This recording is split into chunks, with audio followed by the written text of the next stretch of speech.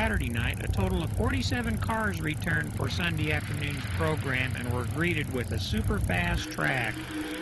Maryland's Chris Ash broke Sammy's previous track record of 14.425 and set a new standard of 14.395 in his E&G Classics Osborne. Later, Doug Wolfgang ran the smoothest and fastest lap ever at Earl's High Banks as he wheeled the Weichert's Livestock number 29 to a new track record of 14.357. It was Doug's second Autolite Pace Setter Quick Time Award and a very popular run with the crowd.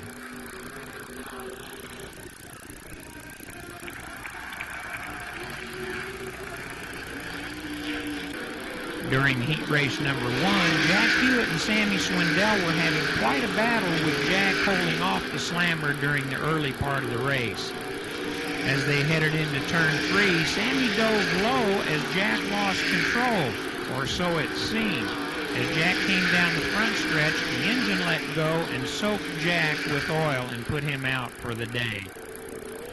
Steve Butler was another driver that got soaked, but he was covered with fuel as a fuel line let go in the cockpit of his car.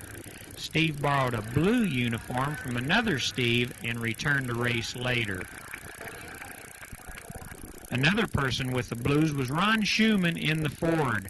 During the B main, he developed some smoking problems, but went on to win anyway. He pulled in the pits, afterwards passed a broken Greg Woolley, and after examining the engine, discovered that it had spun a bearing. Ronnie started at the tail of the main anyway to collect main event points and prize money, but dropped out early. At the start of the main, it was Steve Kinzer and Sammy on the front row with Bobby Davis and Ash behind them. At the drop of the green, it looked like Kinzer would take the lead, but Sammy powered by and led a field of 24 safely through the first turn. Sammy led the first lap and would lead 19 more.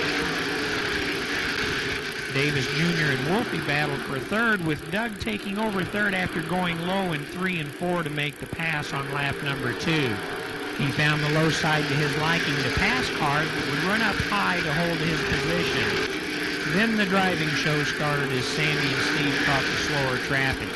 When Sammy slipped in turn number 1, Steve passed, but Sammy recovered and dove under Joe Garrity to regain the lead. Sammy moved to the high side of Keith Kaufman, and Steve again challenged for the lead, but Sammy held the high groove in first place for now. A couple of laps later, as Sammy passed Johnny Herrera, Wolfgang moved to the high side around Steve to take over second. That position was short-lived as Wolfie was slowed by Herrera and Steve moved into second again. Sammy held a comfortable lead over Steve until he tried passing the slower car of Dave Blaney. As Sammy went low in 3 and 4, Steve powered up high and gained momentum. Sammy slipped off of 4 and Steve shot down to the bottom and slid into turn 1 with the lead and held on from there. Steve continued to drive hard and made these high-speed passes as he continued to move through the slower cars.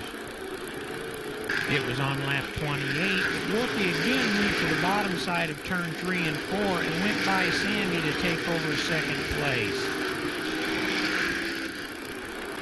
Steve would continue to pull away from the field and was 3 seconds ahead of Wolfie as he crossed the start-finish line. Sammy held on for third and Davis Jr. was fourth. Steve seemed pretty happy in victory lane after the race and accepted the winner's trophy from track announcer Terry Baltus. Later I asked Steve if he was concerned about Sammy getting the jump on him at the start. We were sort of expected by Sammy being on the outside on the banks and stuff. It was just hard to come up on the start with him.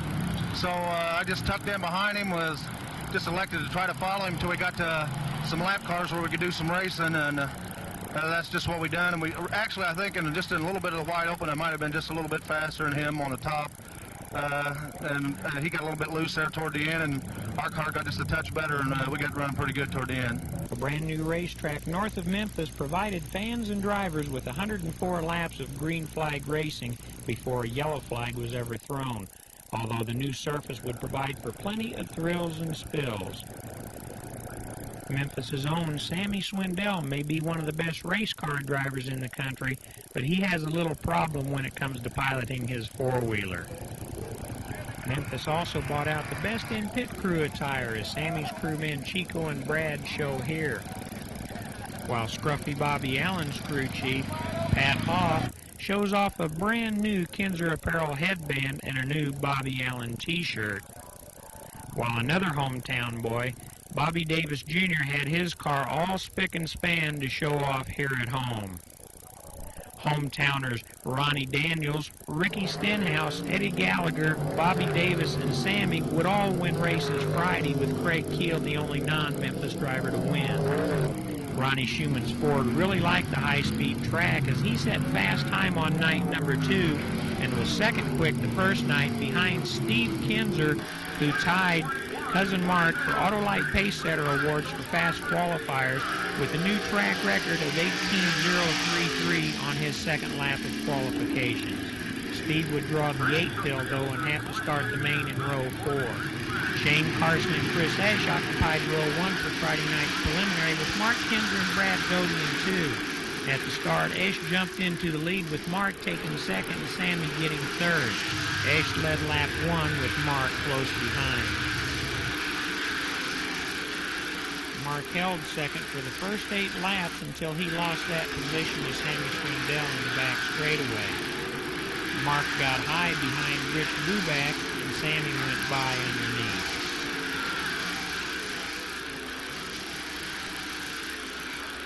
On the next lap, Sammy tried going around Chris on the high side, but the E&G Classics Osborne had the power to hold off the Kodiak Challenger. Esch still led on lap 10, but couldn't decide how to pass Billy Holder's slower car. Chris bobbled and went high, and that's all Sammy needed to slip into the lead. He went on to win from there. It was a popular victory in front of the hometown crowd, and Sammy would get a victory hug from his sweetheart Amy and receive congratulations from his crew in Victory Circle.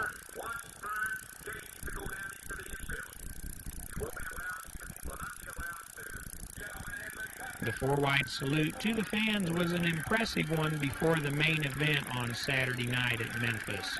The 7,500 fans were in for an exciting 30-lap feature. Esch again started on row 1, this time with Blaney alongside. Esch took the lead past the green and into turns 1 and 2. He took to the high side with Blaney down low and held that lead down the backstretch. Back in the back of the pack, Danny Smith was bouncing and got sideways in front of Jack Hodenshield, who hit Smith and went flying. Jack's Ted Lee Challenger was finished for the night, but Hod was okay. A slow-motion replay shows Jack sideways into Smith. This caused the car to dig in and roll over twice. It hit hard on the left side and came to rest back on its feet.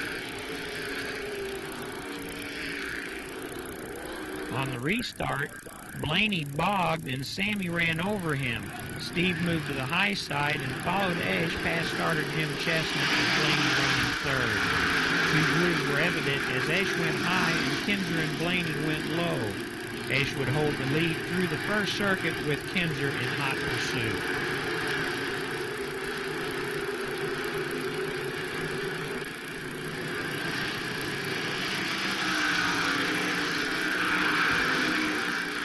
The first yellow flag in 104 laps of racing came out when Keith Kaufman stalled the Sloan Challenger in turn number 2. On the restart, the yellow flew again as Ricky Stenhouse and Tim G really got hooked up. Jimmy Sills would pull out early, but would return later. Esch led for the first 10 laps, with Steve still chasing. Esch bobbled in turn 3, and 7-time Woo champ Kinzer drove underneath to lead lap 11. As they came upon the slower car of Stenhouse, Kinzer hit a bump and got high. Billy Holder swerved to miss Greg Rule and hit Stenhouse and sent Ricky flying. Kinzer and Esch narrowly escaped. Rule was put out when Kinzer ran over him. Stenhouse was okay. During the red flag period, the Kinser crew would change gears in the Coors Light number 11 and put a fresh Goodyear Eagle on the right rear. Dave Blaney hoped that changing shocks in his Gary Stanton Challenger would help him to chase down Kinser. This change was for naught, though, as you will see. On the restart, Kinser again jumped in front, but watch Blaney's number 40 in turn 1. He hits a rut that got the car to bouncing. It went sideways, then flipped 1 3/4 times. As he laid there, Sills smashed into him. In slow motion, you can see how the car bounced and got sideways. When it turned right and came back down on the left side, it dug in and flipped. As Dave laid there helpless, Sills came around the high side and smashed into Dave, sending pieces flying. Both drivers escaped without injury, and Sills would return to the race. Even though the cage was intact, the rest of the car was totaled. The safety measures of Gary Stanton's cars will make sure his drivers race again. On the restart, Sammy was moving up, but developed engine problems and headed for the pits. On lap number 28, Bobby Davis drove underneath Ash to take over second. Mark passed Chris on the final lap to get third. Chris did finish fourth, but a full half lap ahead of Davis, Kinser was coming out of turn 4 to take his 7th checkered flag of the season. Steve was on to his best start ever in World of Outlaw competition. Afterwards, I asked Steve about the gear change during the lap 11 red. Yeah, we went ahead and raised the gear. I like to go with a little lower gear, which was really hurting the car. I had the car gear bound where it just wouldn't, I couldn't run any faster, and as soon as the race started, I sort of knew it was a mistake, but something probably I shouldn't have done, and something Carl told me not to do, but I went ahead and done it anyways. And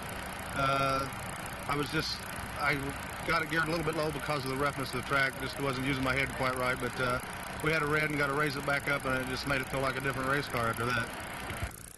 The quarter mile at I-55 Raceway was the next site for the Copenhagen Skull Shootout series. The largest crowd ever to pass through the gates at I-55 was on hand for race number 15 of the 1987 season. Bobby Davis Jr. would start a string of bad luck here. Bad luck would also fall on Sammy Swindell and Greg Woolley's number 23. The most laid-back owners on the tour, Les Kepler and Fred Marks, would start a string of good luck here. Driver Brad Doty would reward his car owners with their first Autolite Pace Setter Award with a track record clocking of 11.633. Because of a poor qualifying time, Swindell started Heat 1 on the pole. At the drop of the green, Swindell jumped in front, but watch Doty come from row 3 to take third behind Mark Kinser through 1 and 2. About halfway through, Brad moved under Mark for second. They finished in second and third positions, while Sammy took the easy win in heat race number 1. While Terry McCarl led heat 2 with Danny Smith in second, Steve Kinser would test the front stretch berm for use later on. McCarl would win his first ever World of Outlaw heat race. Heat number 3 was the one with the most action. Tony Armstrong in the 23S and Greg Woolley in the 23 would battle for the lead. Woolley would lose that battle and drop back to duel with Davis Jr. for second, only to lose that one also. A couple of laps later, as Woolley entered turn 3, the right rear wheel on his car broke and vaulted Greg into the outside wall. Greg was uninjured and left the racetrack afterwards to get a new challenger. The broken wheel continued on past the start-finish line. When the race continued, so did the battle for the lead. As Davis went to the high side to pass Armstrong, Bobby hit the berm on the front stretch and then turned across Tony's front end, busting the suspension. Davis ended up with a flat left rear tire. Neither car continued, but both would make it into the A. Davis and Craig Keel, Shane Carson and Kenny Jacobs, and Little Jack and Doty occupied the first 3 rows at the start of the feature. Davis took the lead, but watch Doty again go to the high side as he moves to third behind Keel. That move was negated, though, when the 22 of Bob Holzhauser hit a rut in turn number 3 and flipped his mount.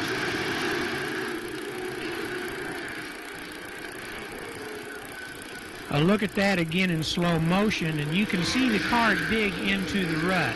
When it turned to the left side, it dug in again and sent Bob rolling over. He was okay, but finished for the night. The restart went much the same way, with Doty again going high in 1 and 2 to take over third behind Keel.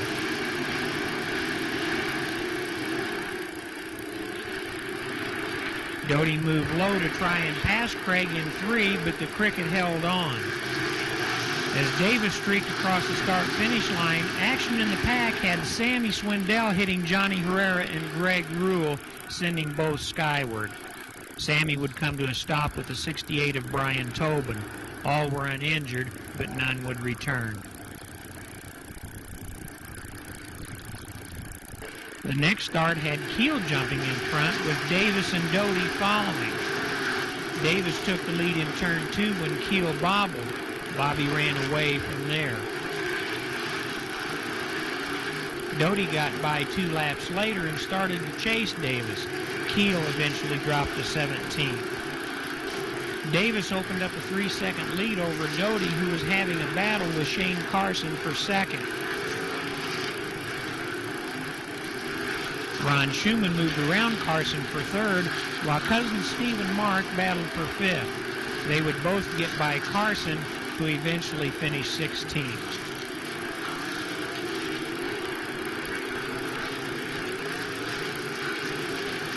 With only 2 laps to go, Davis slid high in turn number 3 and hit the wall. He would have taken the white flag the next time by. Bobby restarted and finished 6th. After the restart, Doty took the white flag with a comfortable lead, but back in turn number 4, Steve Kinzer was sitting backwards with the left front torsion arm hanging out of his car. Steve would have the torsion bar removed and restart the race. He finished 7th. With an open racetrack in front of him and only 2 laps left, Brad took a pretty easy victory for his second main event win of the year.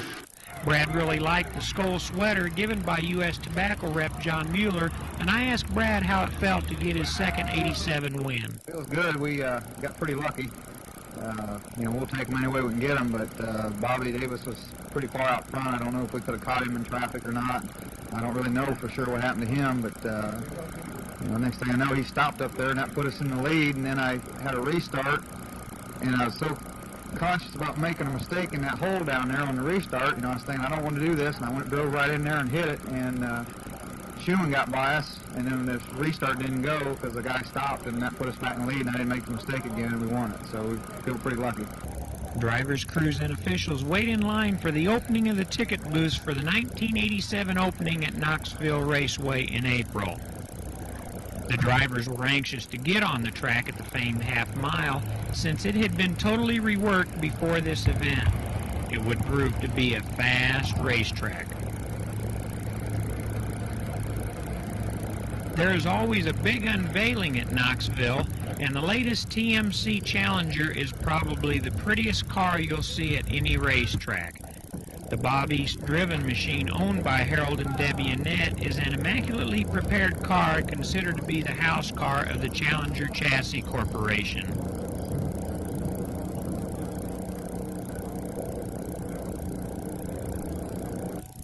Drivers and crews usually spend about 2 hours preparing their sprinters before taking them to the track. Drivers not only study the track from inside the cockpit like Danny Smith is doing, but watch the other cars from the turns as Bobby Davis had been doing during hot laps.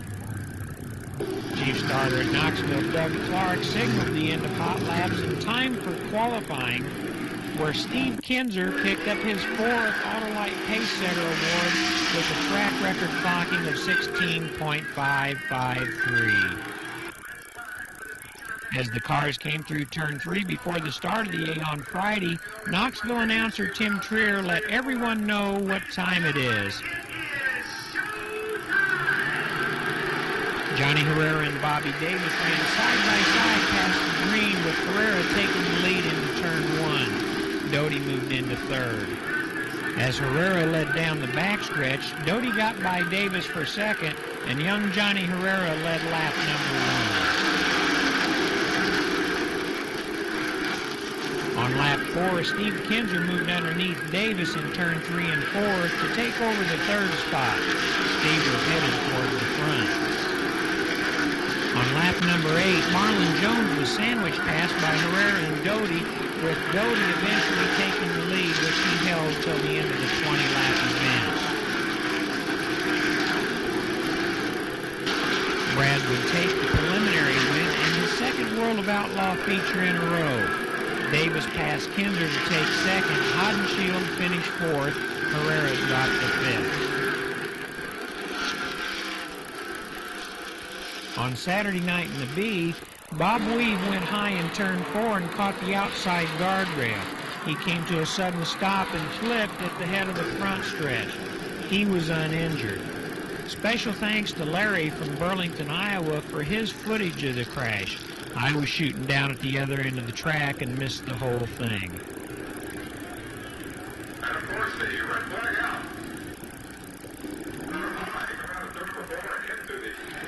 At the start of the 25-lap finale, Hodenshield, Davis, Kinzer, and Doty led 24 cars into the first turn. Davis took the lead. Kinzer, Hod, and Doty followed. Davis led the first lap, but Steve drove underneath in 1 and 2 to take the lead down the backstretch. That lead was short-lived, though, as the 1X of Jamie Moyle flipped in turn 1, bringing out the red. Greg Rule's 5X was also involved. Both drivers were okay, but neither returned to the race.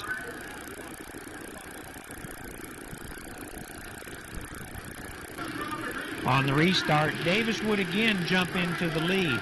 Kinzer, Hod, Doty, Mark Kinzer, and Jimmy Sills followed. Davis held a pretty comfortable lead over Kinzer till he worked through slower traffic. On lap number 7, as Bobby tried to pass John Stevenson's 31, he ran over Stevenson's right rear and Bobby vaulted into the outside wall, and this horrifying crash brought out the red. In slow motion, you can see Stevenson drift high. Bobby couldn't correct in time and jumped John's tire. Bobby took a nasty concussion and complained of his arms hurting. He was later flown to Des Moines, Iowa for tests. Kinzer was back in the lead, but Little Jack was challenging as they entered turn 1. They would battle later. Steve opened up a pretty commanding lead until he came upon slower traffic. Jack went high in 3 and 4 and closed the gap as they completed lap number 15.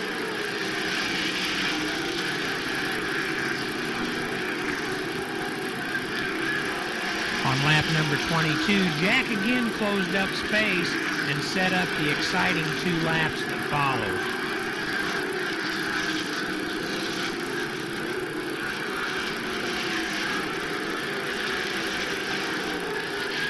It seemed that Jack would get closer through the turns, but Carl Kinzer's powerful motors would help Steve pull away on the straightaways.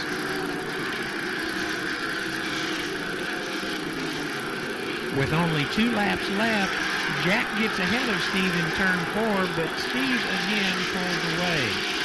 Steve went to the bottom to try and hold off Jack, so Hod went high to pass.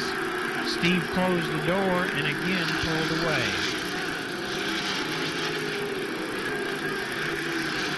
After taking the white flag, Steve worked his way around Rocky Hodges and headed for the checkered flag to take his 8th victory in 16 races during this young season. Hod finished 2nd, Doty added another 3rd, and Mark Kinzer was 4th. Afterwards, announcer Tim Trier talked to Steve about the race. Like he wouldn't kind of like to win this. I seen that. I think I just about got caught open a little bit there. Well, first and second turn, I was standing over in the first turn. It looked like it was a little rough, and you were choosing to run it low and just kind of flow through. Well, I was just trying to stay out of the holes. It wasn't. The track was awful rough, and I didn't want to try to run through them the whole time and try to make sure that we didn't get all messed up or break some. So I was trying to take a little bit smoother line, and there toward the end, I think I just got taking a hell of a more lead than what I had, and I didn't have one. When Steve finally got into the pits afterwards, he spent an hour and a half signing autographs and greeting well-wishers. It's evident who America's favorite sprint car driver is. I also had a chance to see Bobby Davis's car as they loaded it into the trailer. You can see the damage done to the frame where it took the initial hit with the wall. They had to use the winch to pull it in. Bobby would not race for 2 weeks. The opening night at the Bloomington, Indiana Speedway had a packed house for race number 17 of the Copenhagen Skull Shootout Series. Of course, Bloomington being the home of the Kinzer clan and 7-time king of the world of Outlaws, I asked Steve how it felt to be home again. Well, you know, it's always nice to be able to just run 5 minutes and to be able to race rather than driving halfway across the country to race. And it's always nice to try to get back and make a good showing for your home people. Do you feel any more pressure in front of the hometown crowd? Oh, I really, I don't feel no more pressure, but I'm sure if things didn't work out quite right, I might be a little bit more disappointed. And, anytime you're in running with your local people around this area, you would always like to come away with the win. Necessarily don't always happen. We just hope it does. Steve, you've been so dominant on the World of Outlaws series. Is there any secret to you and Carl's success? Well, the biggest secret to it is Carl. I would say he's been around these sprint cars, and his knowledge as far as motors and chassis is just a little bit more than some of the new, younger mechanics and stuff. And plus that, I don't think there's anybody that can outwork him. A total of 41 cars crowded the pit area to get ready for the racing at Mike Miles and Denny Richardson's 1/4 mile track. Bobby Allen picked up his third Autolite Pace Setter Award with a new track record of 11.005. The small track at Bloomington provided for plenty of action, and it got started with the green in heat race number 1. Kenny Jacobs and Tim G led Jack Hodenshield and Joe Garrity into turn number 1 when G started to slide sideways in front of Jack. Jack and Doty helped Tim up and over, and he comes to rest on Jack's tire.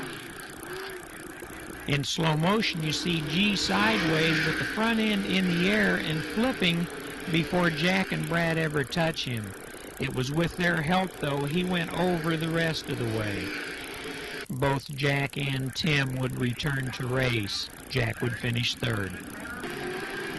The best aluminum versus steel motor battle was during heat race number 2 when Rick Unger's Garrity steel engine mount holding off Sammy Swindell's Westfall aluminum engine car to take the checkered flag. Dave Blaney almost caught both of them, though, at the finish. It was during heat race number 3 that the most thrills and spills took place. Rookie Rich Buback spun in front of the pack in turn 1 and collected the cars of Kevin Briscoe and Joe Roush. All returned to the race. Later in the same race, Rodney Ritter took the wildest ride of the night. Ritter flew off of turn number 3 and flipped into the grass. Ritter's The Point-sponsored car would have to wait for another night to race. Ritter was okay.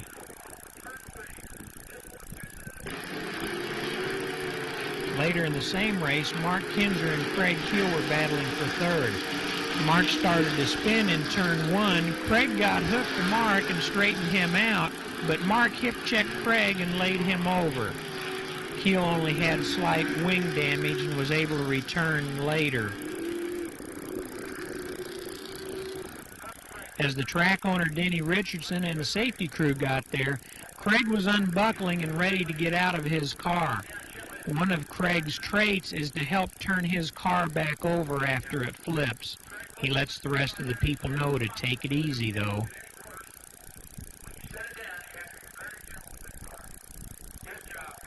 For the start of the 40-lap main event, Dave Blaney and Brad Doty would lead the field. Cousins Steve and Mark followed, with Swindell and Allen in the third row.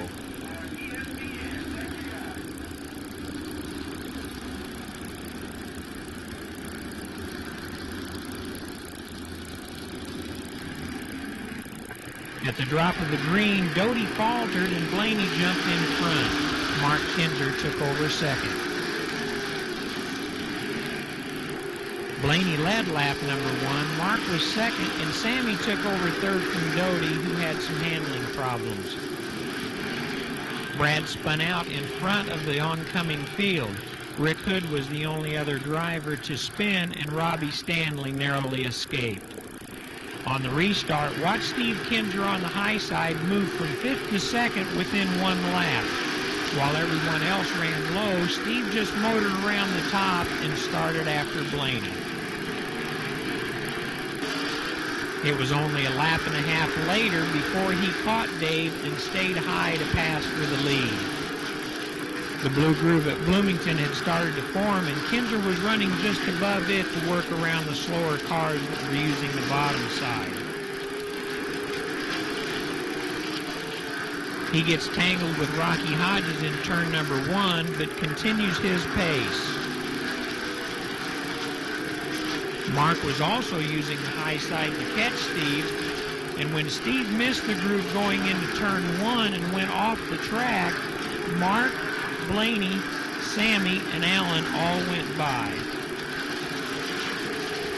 Mark continued to run on the high side and averted disaster when the 23S of Tony Armstrong spun and almost hit him. Everyone else was able to avoid Tony. Swindell would pass Blaney on lap 20 to take over second. Blaney fell back to 4th when Bobby Allen got by him in the next turn. Blaney had more problems. 2 laps later, Steve was putting the pressure on Dave, and Blaney slid off in turn number 3. He eventually recovered and finished 10th. Doty bought out the yellow when he stopped in turn number 2 with a flat right rear. He would finish 20th. Allen got by Sammy on lap number 28 to take over second. Steve, Unger, and Jack Hewitt would battle for 4th, 5th, and 6th.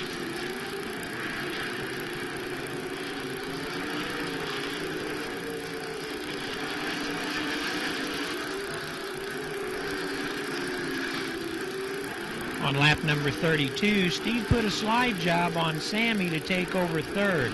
Steve was again headed towards the front. Mark had held a comfortable lead, but with only 2 laps left, Allen started to pressure Mark for first place. Mark was taking the long way around, and Bobby was in his usual low groove. At the white flag, they were side by side, setting up for a dramatic finish. Bobby passed Mark on the backstretch and came across for his first feature win of the year. Mark finished 2nd, Steve held on to 3rd, and Rick Unger finished 4th in a great drive from the 7th row. Afterwards, I asked Bobby if he thought he could catch Mark. No, I thought Mark had it won because I could tell I wouldn't even catch him on the bottom, and I moved to the top a little bit, and I could break even with him sometimes and not catch him. Then right there at the end, I was hoping I could get to him where he could see me and maybe get a little excited, and I kept trying, and I held it down the bottom, and it came off the last corner, and we got the lead, so it seemed to work my way. Our next visit on the 1987 World of Outlaw Tour was to Santa Fe Speedway in the suburbs of Chicago. Santa Fe provides for a lot of action. It also marked the return of Bobby Davis Jr. after his horrible accident in Knoxville. He was out for 2 weeks. A lot of wheel-raising action goes on at Santa Fe, as Ronnie Schumann will show here. The slick turns and tacky straights help to bring a lot of front ends up in the air. Steve Butler in the Stoops Express Gambler would pick up his first ever Autolite Pace Setter Award with the new track record clocking a 15.485. Of course, Steve was the 1986 USAC wingless sprint car champion, henceforth the number 1 on his car. For the A main at Santa Fe, Craig Keel and Schumann started on row 1 with Steve Kinzer and Butler behind them. At the drop of the green, Keel took the lead with Schumann and Kinzer battling for second. Blaney would take over fourth from Butler. Kinzer and Schumann raced side by side down the backstretch. Ronnie ended up in second. Keel led lap number 1 with Kinzer wheeling as he tried to pass Schumann coming down the front stretch. On lap number 4, Ronnie got by Craig in turn number 2 to take the lead in this 30-lap feature.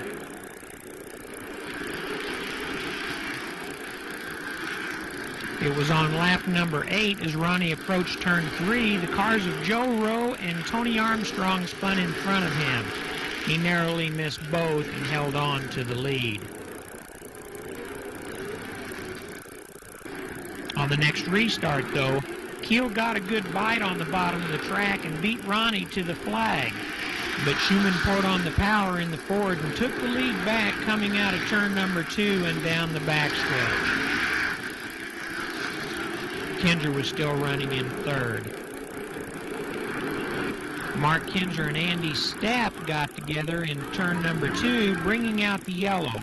This would not be their last skirmishes during the night.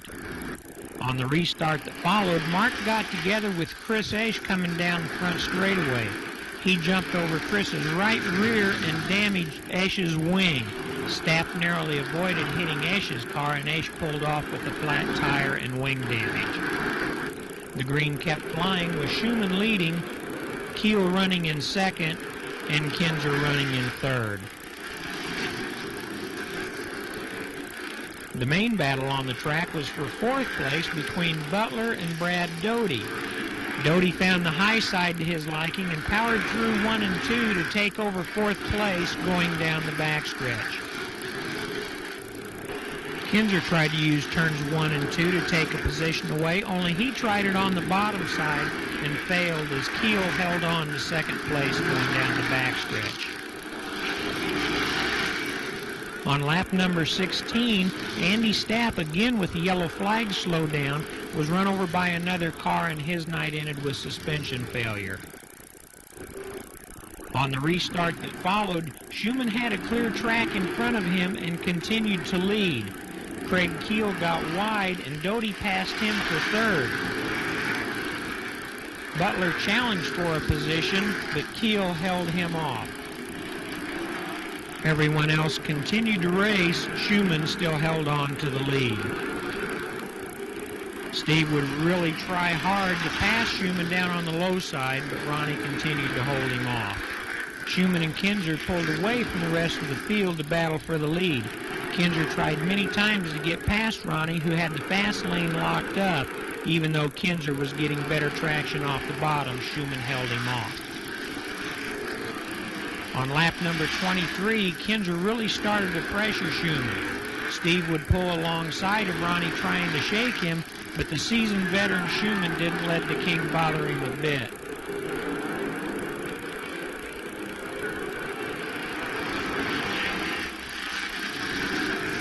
They had a real good race going between the two of them, and Schumann continued to run the high side of the track, which Steve said was the fastest way around.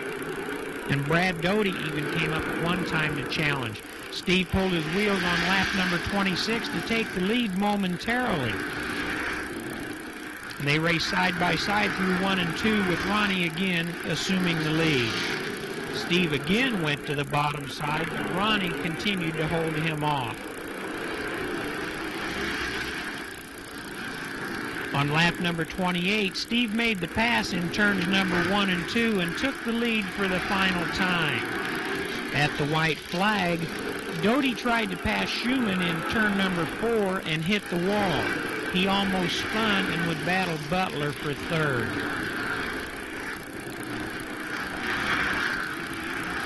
This was Steve's 9th victory of the season and the 177th World of Outlaw main event win in his career. Schumann held on for second, Butler nosed Doty for third. I asked Steve how he set up his car to run at Santa Fe. This track here, pretty well the same setup of work on the top and the bottom. I was just about the same either place. I think you could get on the top and keep a little bit more momentum going. But I had a couple cars I had to get by before I got to Ronnie, so I got to run in the bottom, so I just stayed there. Probably should have moved up on the top in 1 and 2 and tried to got right behind him and maybe passed him in 3 and 4 instead of running both corners low. But it all worked out, and we got to the checker first, and that's what it's all about. The next day we were at Indianapolis for a 25-mile race at the fairgrounds on pole night. Even though Sammy Swindell was trying to qualify for the 500, he showed up to run the sprint car here, and we asked him about running the mile. Oh yeah, I like the bigger racetracks because there's quite a few more things that come into play there. You have to have the car a little bit closer. It has to be a little more perfect, and everything's got to work together. The wings, the motor, and the tires. Everything has to be just right to get that little bit extra speed. So on the miles, I'm not having to run with, we don't have to run with the same guys that maybe we would run with like on a little quarter mile when, if you've got a 10th advantage there, a 10th of a second, you'll be with guys, all night or you never can really get away from the cars. But here it kind of, there's more of a difference in the speed of the cars here than there is on the small track. So it's a little easier. There's not as much traffic, and I just like them anyway because they go so fast here. And go fast Sammy did with a brand new track record of 27.209 seconds, over 132 miles per hour. Vogler qualified here at 128 miles per hour, the next day at the Speedway 205. Jimmy Sills and Mark Kinzer lined up on row 1. Brad Doty and car owner Les Kepler discussed plans as the cars lined up for drivers' introductions. Sammy Swindell was getting himself strapped in and would receive final instructions from Director of Competition Burl Christian before the race. The wide track here made the 4-wide salute to the fans seem small, but the fans still enjoyed it. On the initial start of the race, the cars really rumbled as they came out of turn number 4. Steve Kinzer led Sills into 1, but there was trouble back in the back. Andy Stapp and Ron Schumann collided with both cars flipping at the wall. Johnny Herrera was also involved. All 3 drivers were uninjured, but finished for the night. The race would halted at this point so everyone could regroup. On the restart, Sills got the best jump this time. Mark and Steve battled for second, with Mark holding on for now. Jimmy opened up a good lead down the backstretch. Mark was being challenged by Steve, who took over second as they entered the 3rd turn. By the end of lap number 5, 2 cars had already blown motors. Jimmy was still leading, Steve was second, and Sammy had moved up to 3rd. On lap number 12, Steve moved high to pass Jimmy, but Buckwheat was able to hold him off.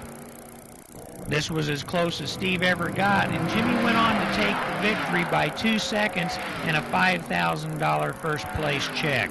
Steve finished second, Sammy third, Mark fourth. Jimmy received the Copenhagen Cup from U.S. Tobacco Representative John Mueller and displayed it proudly with the Skoll bandettes. Jimmy also received congratulatory hugs and kisses from his former car owners, and I asked him afterwards if he had any problems out on the track. No, not really. Everything went pretty smooth. The car worked good enough, high or low, anywhere on the racetrack, and the motor ran real good, and I got to give credit to my mechanic and car owner, Leonard McCarl, for all of that. It was just a short trip to Kokomo for the next event on Wednesday night. Kokomo resident Steve Butler displayed his number one proudly next to a driver that fans feel is still the real number one. Jack Hoddenshield's first ever World of Outlaw victory came here at Kokomo, and Jack was ready again in his Ted Lee Challenger. From the looks of this pin, you wonder if Fred Marks is bragging or complaining. Come on, Fred. And is it true what the old saying says? The family that pits together stays together. Not having a lot of time to work on his car, Sammy left his Indy scoops on while everybody else ran short track configurations. Steve spent a lot of time in practice watching other cars while Carl watched the changing track conditions. The noise must have hurt Carl's ears. But together they figured it out as Steve took his 5th Autolite Pacesetter Award with a track record 14.033, much to the delight of the crowd. Hod and Schumann also studied the track, and it must have benefited them both as Jack was 7th quick, and this wheel-standing run netted Ronnie the 8th fast time.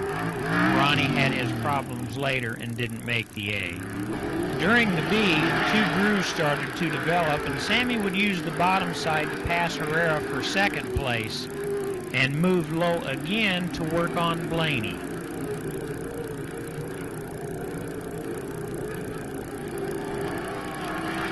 One lap later, he made the same move on Dave to take the lead and the B main victory. For the 40-lap A, Usacker's Hewitt and Vogler led Hodenshield and Jacobs. Blaney and Kinzer passed the green as 24 cars headed into the narrow turn 1. Hewitt tucked to the inside and took the lead as everyone else made it safely through.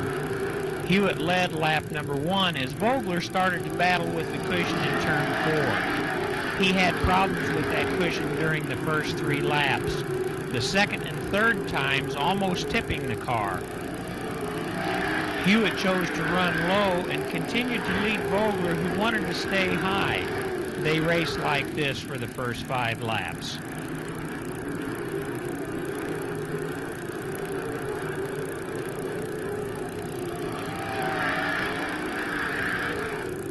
Vogler didn't have problems with the turn 4 cushion on lap number 5, but watch him in turn number 1. He got too high and slid into the wall, turning him around and flipping the car.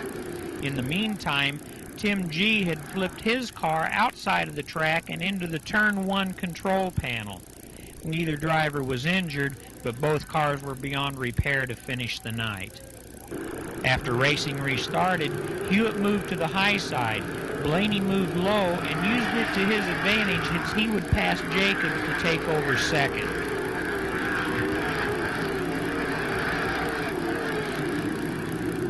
Dave then set out to catch and pass Hewitt, and they would battle for many laps. Blaney would lift the front end in the air on the tacky straightaways trying to catch Jack.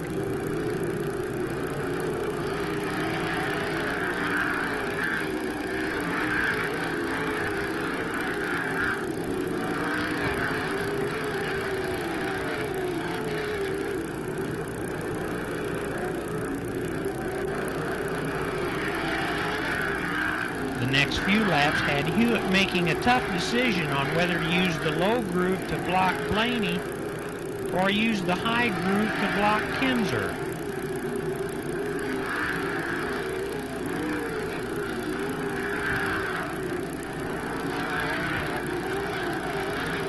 When Steve tried to pass Blaney coming out of turn number 4, Jack moved high and Kinzer went low. Jack kept 1st place and Steve and Dave battled for 2nd. Blaney held on. It was a good race between the Buckeye Bullet and the Hurricane Hoosier.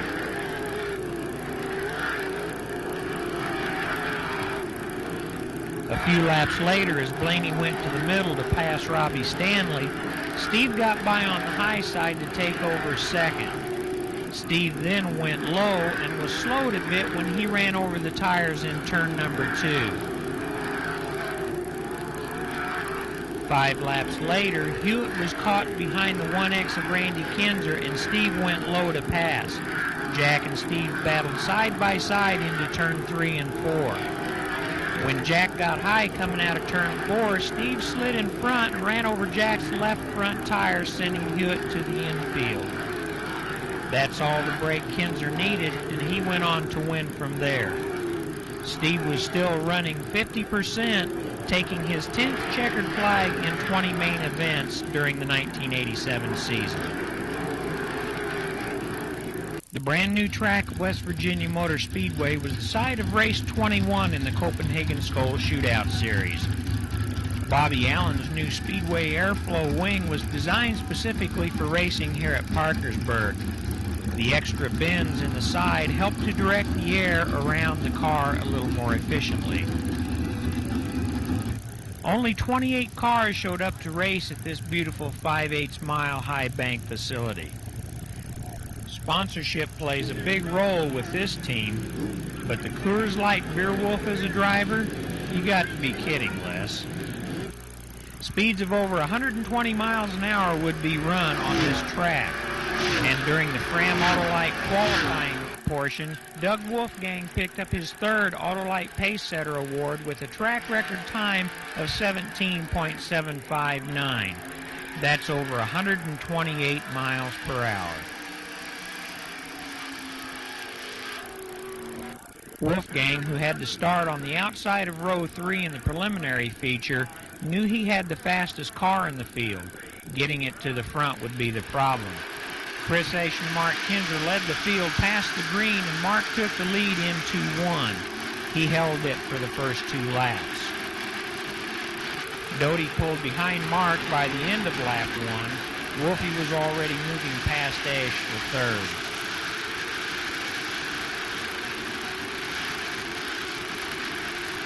Brad moved again to the high side to move past Mark for the lead. Doug moved low to get past Mark in turn number 1 and started to chase Doty.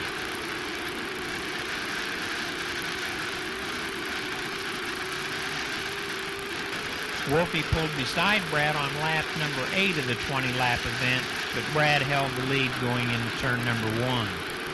The Shaver power plant in the Marks and Kepler Gambler was doing its job to help Brad stay in front of Wolfie. Doug would catch Brad in the turns, but it seemed the Silver Bullet had more power in the straightaways and would hold on to the lead.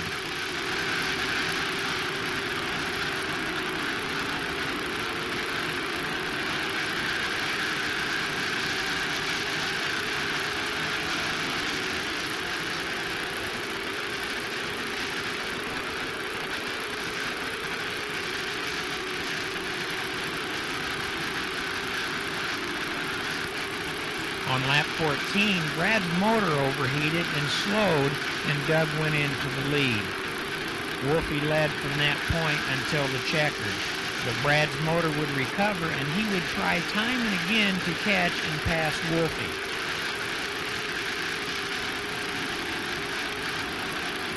Here on lap number 27,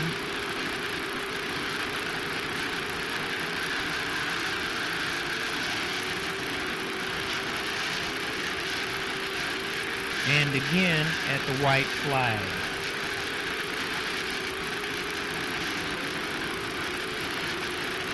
Wolfie picked up the win and $2,000 and an automatic spot for the next night's main event.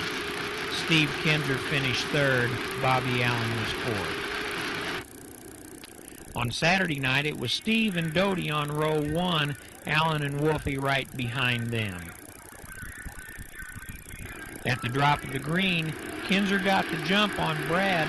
Wolfie moved between Brad and Allen, and they all headed for turn number 1. Doug would take second as 24 cars motored through the turn. Brad came back to challenge Doug in 3 and 4, but Brad got out of shape and Wolfie held on to second. Allen would then challenge Doty, but Brad's straightaway speeds kept him in front of Struffy. Wolfie continued to chase Kinzer.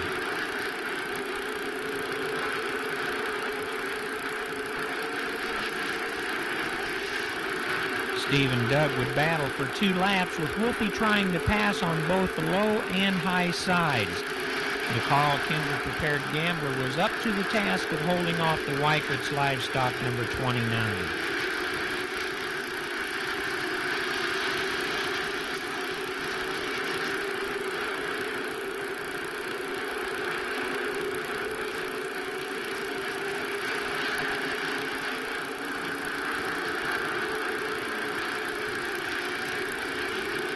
On lap number 5, though, Doug got the high line in turns 3 and 4 and motored around the top to take the lead.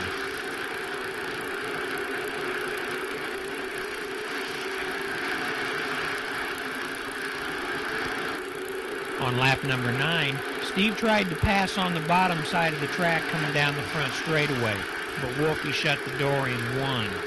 Steve slid high and gathered some momentum to try to pass again in 3 and 4, but Doug again closed the door and led at lap number 10.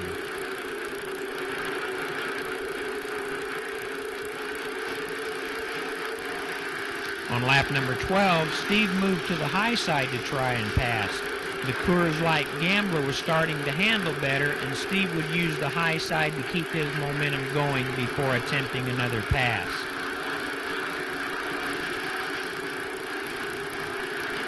This time, Steve dove low in turn 3 to put a slide job on Wolfgang to take the lead. Doug tried a couple more times after that, but was unable to get by the King.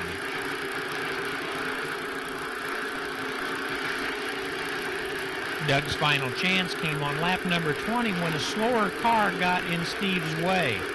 Steve turned to the inside and passed the slower car with Wolfgang right alongside. Steve then moved low to block Wolfgang's attempt to pass. The only yellow of the event came on lap 22 when Danny Smith blew an engine and set smoldering in turn number 2. This was only the beginning of Danny's motor problems. With only 8 laps left and an open racetrack in front of him most of the time, Steve stretched his lead to 6 car lengths over Wolfgang at the finish. Doty finished 3rd, Ron Schumann was 4th, Mark was 5th.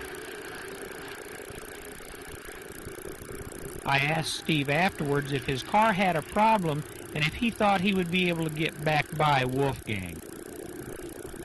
Well, I was running the bottom and really was geared just a little bit too low to run the bottom.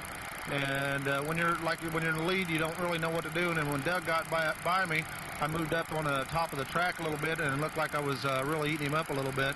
And then I felt like I was going to get back around him, and it went ahead and worked out that way, and we come away with the win. And everybody's real happy about that.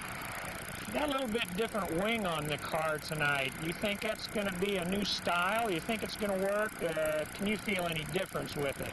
Well, I don't know. I put it on last night, and we had the car not quite right, and we put the other wing on. The car seemed like it didn't really change it any. So we just sort of thought we'd go ahead and run it again. It's a little bit early to tell. I really don't. I don't think it's any worse than the wing we was running, but I don't know if it's any better at this time yet. The top 5 at this time had Steve still in 1st, Doty was in 2nd, Hodenshield held on to 3rd, Danny Smith moved up to 4th, and Mark Kinzer made it to the top 5.